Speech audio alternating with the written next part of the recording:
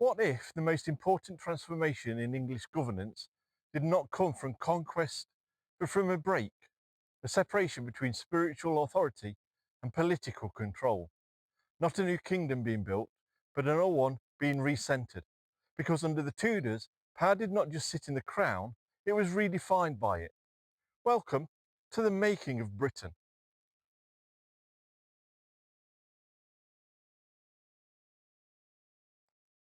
When the Tudor dynasty begins in 1485 with Henry VII, England is emerging from decades of civil conflict known as the War of the Roses. The crown itself is not fully secure. Legitimacy is fragile, and rival claims remain a constant concern. The Tudors therefore begin not as a confident ruling house, but as a dynasty deeply aware of instability. Governance under Henry VII is cautiously, highly administrative and focused on consolidating authority rather than expansion. Power is not assumed, it's carefully maintained. One of the defining features of early Tudor rule is financial centralisation. The Crown strengthens its control over taxation, land revenues, and legal fines. Institutions such as the Court of Star Chamber becomes important tools in managing noble power and enforcing royal authority. The monarchy is becoming more structured, less dependent on personal loyalty alone, and increasingly reliant on administrative systems. This shift is subtle but important. Authority is no longer just exercised through force, it's exercised through process. As you've walked this far with me, you can really support my channel by giving this video a like. It helps more than you can imagine, so thanks.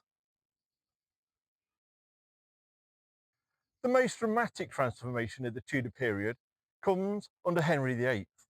His dispute with the papacy over annulment leads to fundamental political and religious break with Rome. This is not only a personal or theological issue, it becomes a constitutional one. The English Reformation reshapes the relationship between church and state in England. The monarch becomes supreme head of the Church of England, concentrating spiritual and political authority within the crown itself. This is a structural change in governance. Religious authority is absorbed into the state. Following the break with Rome, England undergoes cycles of religious change under Edward VI, Mary I, and Elizabeth I. Protestant reform, Catholic restoration, and religious settlement follow one after another within a short historical span. By the end of Elizabeth I's reign, a more stable religious settlement emerges. The state has not removed religion, but it has made it subordinate to political authority.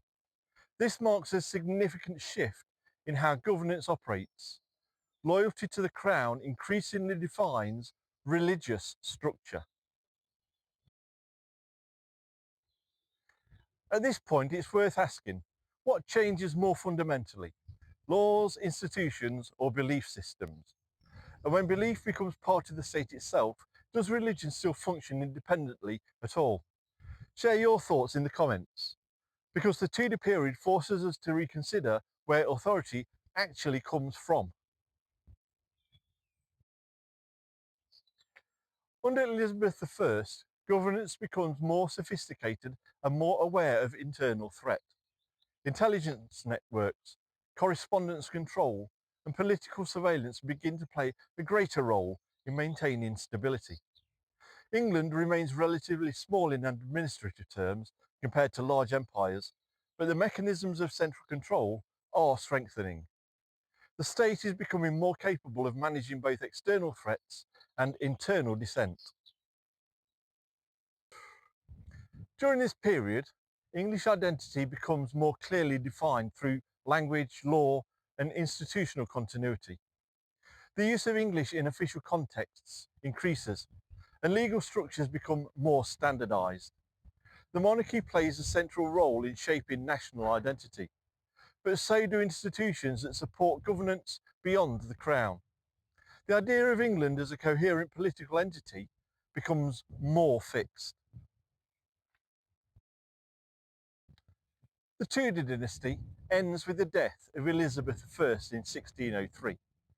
Despite its relatively short duration, the dynasty leaves behind a significantly centralised state with stronger administrative control and a redefined relationship between monarchy and religion. The transition to the Stuart dynasty does not undo these changes, it inherits them.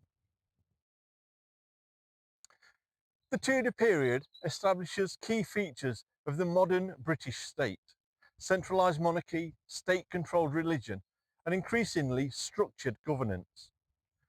While later centuries will further transform these systems, the foundations laid here remain visible in constitutional development.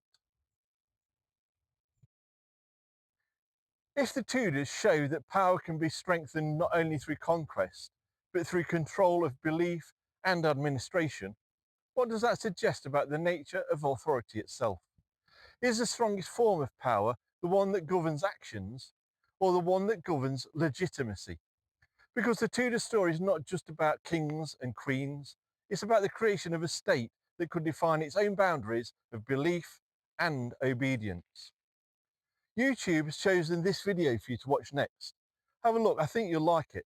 If you ding the bell, you'll be notified when new episodes are published, so you won't miss any. Thanks for walking a little further down the path that made Britain with me. Take care, and I'll see you on my next walk. Bye.